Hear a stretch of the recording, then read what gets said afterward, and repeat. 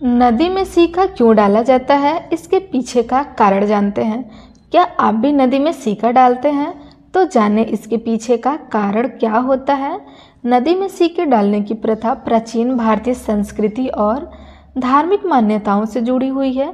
इसे एक प्रकार का दान माना जाता है, जिसका उद्देश्य न सिर्फ शारीरिक बल्कि मानसिक और आध्यात्मिक शुद्धि भी होता है।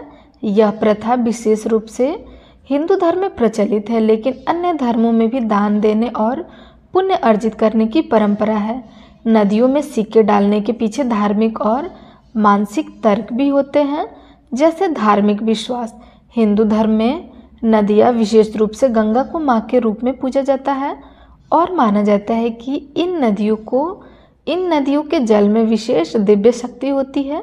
नदियों में सिक्के डालने को पुण्य का कार्य माना जाता है, जो व्यक्ति के जीवन में शुभ फल और आशीर्वाद ला सकता है।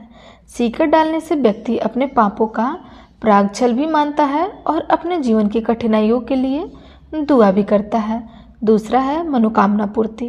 सिक्के डालने से जुड़ी एक मान्यता ये भी है कि यह दान व्यक्ति की मनोकामनाओं को पूरा करने के लिए होता है।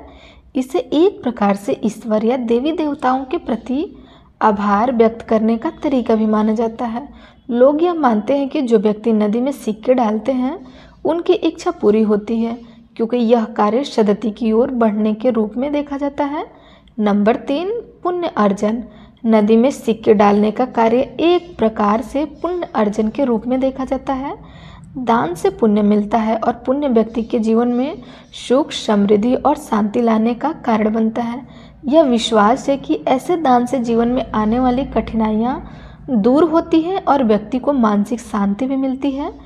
इसके अलावा समाज की भलाई के लिए कुछ लोग इसे समाज की भलाई के रूप में भी देखते हैं, क्योंकि सिक्के डालने से एक प्रकार से जल के लिए भी लोग जागरूक होते हैं और यह आस्था का प्रतीक बनता है।